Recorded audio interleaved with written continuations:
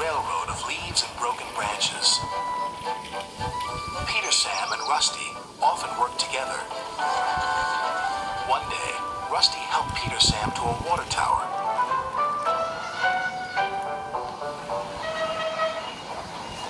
Peter Sam felt much better after his long drink, but the freight cars were bored. Let's break away.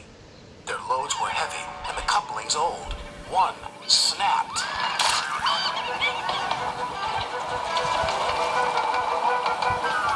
Faster, faster, shouted the freight cars. A sign read slow, steep bends and ravine ahead, but the silly cars never saw it. Then, it was too late.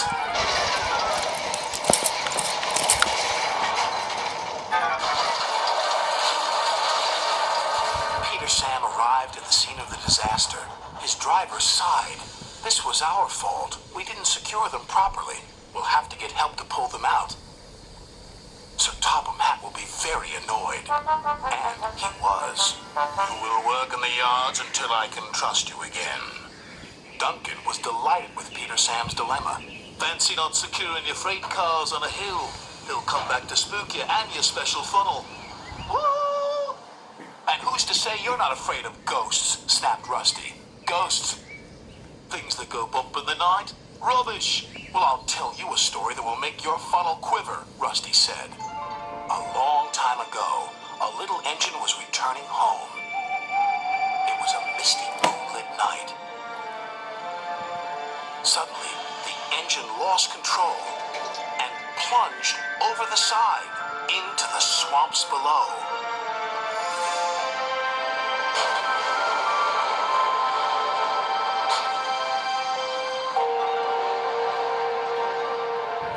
He was never found again.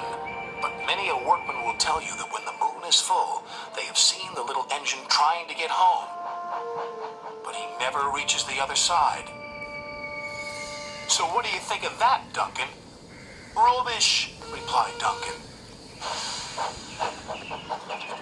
Never mind him, Peter Sam. He'd be frightened if he really saw a ghost. This gave Peter Sam's driver an idea. Let's play a trick on Duncan. The next day he spoke to Duncan's driver and fireman, who agreed. We'll do it tonight. Duncan had to take coal cars to the slate mines and then bring cars back. Duncan's driver decided as part of the plan to cross the old iron bridge. Haunted bridge? Rubbish, snorted Duncan. It's as tame as a pet rabbit's. But all the same, he kept thinking about Rusty's story. When dusk fell, he was keen to leave.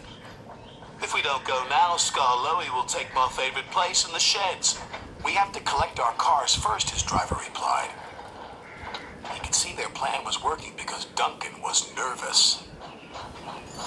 When night fell, they set off.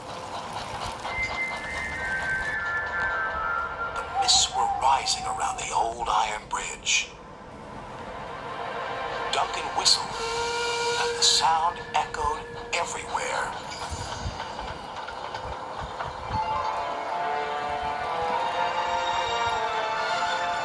Then, ahead, he saw flickering lights. His driver knew they were only insects that shine brightly at night, but to Duncan they looked like an engine. Next, his driver secretly threw a rock from the cab into the ravine below. It's the ghost! Take me back! Take me back, please! When Duncan reached the safety of his shed, he closed his eyes tightly. Spooked, are you, Duncan? Laughed his driver. No, I'm asleep. And Duncan refused to open his eyes. He did, though, when he thought his driver wasn't looking, just to make sure that he was still there.